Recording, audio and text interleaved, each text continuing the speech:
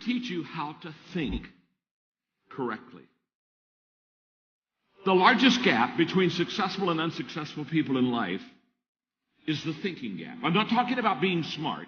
I'm not talking about an IQ. I'm talking about how you think, how I think. Successful people think differently than unsuccessful people. Wise thinking leads to right living. Stupid thinking leads to wrong living. If you want to have a fulfilled life, you have to fill your mind correctly.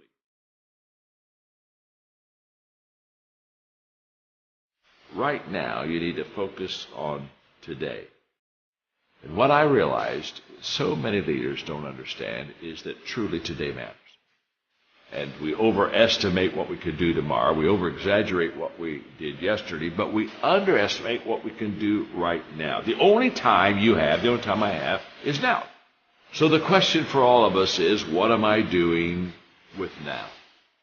The great leaders, they're present in the moment, and because of that, they maximize the moment.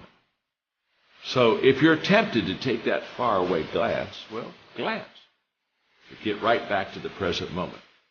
Because today, you're preparing to make tomorrow a success.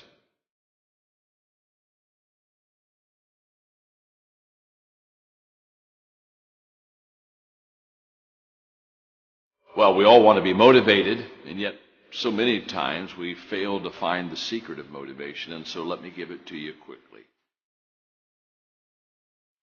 Just do it. Motivation is not the cause of action, it's the byproduct of action. There's a lot of difference. If I think motivation is the cause of my action, then I'm going to wait to be motivated before I do something. But if I realize it's the byproduct of my action, then I'll start doing something. And then guess what? Motivation will come up and zap you, and all of a sudden you feel good and you're glad you're doing it, and you're saying, wow, this is truly wonderful. So let it be the byproduct you like. Don't let it be the foundation for the actions that you take in your life. Nothing comes to you until you commit yourself. Nothing comes to you if you're just going to try, but you're not committed. Nothing comes to you if you're just thinking about it. It's not until you take the action step. It's not until you take the direction do the things start to flow through you. But I'm saying don't cheat yourself out of the possibility of the potential that's on the other side of commitment. Stay with it long enough to find out if there's any fruit in it. You can do goal setting with a pencil, but you have to do goal getting with your legs. You got to take action. And it's the action that separates us. The greatest gap in this world is the gap between knowing and doing. Knowing is goal setting. Doing, now that's goal achieving. People that are knowledgeable about habits say that it takes 30 days for a habit to become a habit. Now, habits can be good and habits can be bad. And so over a period of time, you can either be developing habits that are going to help you, or you can be developing habits that are going to hurt you. People that grow develop habits that help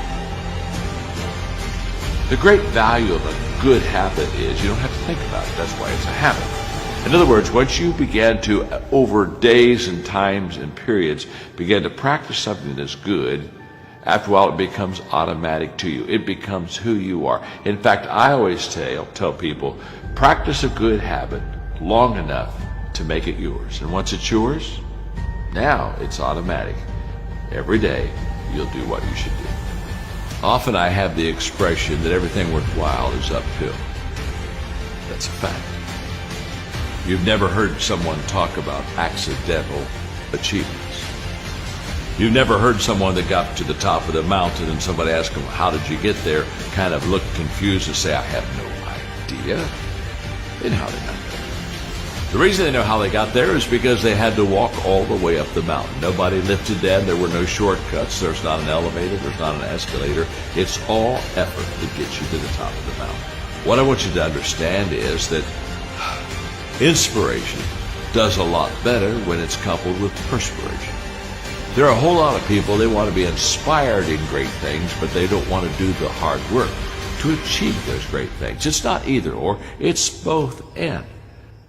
So I really trust today that you will just kind of roll up your sleeves, look at something you haven't tackled for a while, dive in. You'll be amazed that once after you do the work, you get inspired. Don't wait to get inspired before you do the work.